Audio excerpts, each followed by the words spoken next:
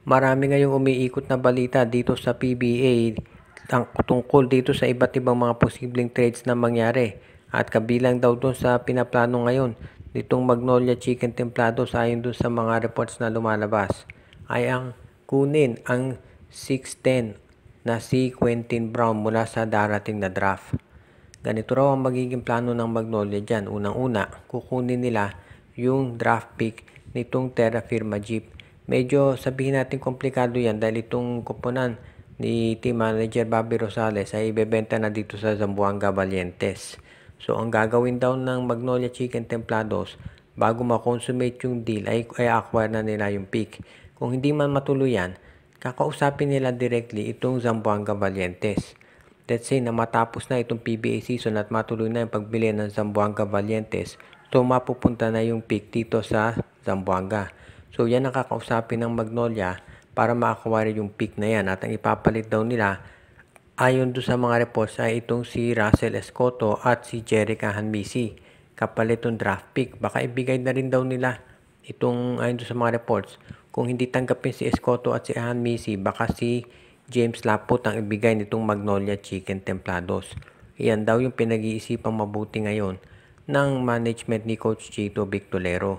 Dahil nakikita nila yung potential nitong si Quentin Brown. Mas mataas yung ceiling nito kumpara kay Laput. Kaya pwedeng mangyayari dyan, diretsahan Quentin Brown for James Laput ang magiging trade. Dahil kapag nakuha ng Magnolia yung draft pick ng Zamboanga, yan ang gagamitin nila para i-draft si Brown. At yan daw ngayon ang magiging magandang future ng Magnolia kapag nakakuha sila ng isang 6'10" player na talagang magiging panibago nilang center. Kaya nakita natin pagkakuha kay Navarro, hindi pa tapos itong Magnolia sa pagpapalakas ng koponan. At ayon doon sa mga reports na lumalabas, itong Converge Fiber Excess ngayon ang isa pa doon sa mga teams raw na determinadong makabawi dito sa mga nangyari. Alam natin medyo hindi maganda dito sa nakaraang araw. Dahil itong Converge, ang balita nga, ay medyo hindi rin nagiging maganda yung sitwasyon pagdating dito sa players at management. Pero gusto na rin mag-move on itong management ng Converge at kumuha ng mga top caliber players. Kabilang nga dyan, of course, alam natin, itong darating na draft ay kukunin daw nila yung pick ng Phoenix Football Masters. Kung hindi sila mag-succeed dyan, gusto raw naman nila makipag-trade dito sa Phoenix para makuha si Kai Balungay. So baka daw ang maging sitwasyon dyan, Kai Balungay for Jeyo Ambohot. Baka samahan pa ng draft pick nitong Phoenix Football Masters para makuha si Ambohot. Yan daw ngayon yung pinag-aaralan nilang mabuti. If ever matuloy, isa na talaga to dito sa masasabi natin na magiging magandang sitwasyon para dito sa Converge Fiber Excess dahil gusto nila na makabawi talaga pagdating sa sabihin na natin pagta-transform nitong kanilang lineup na bilang isang legitimate title contender.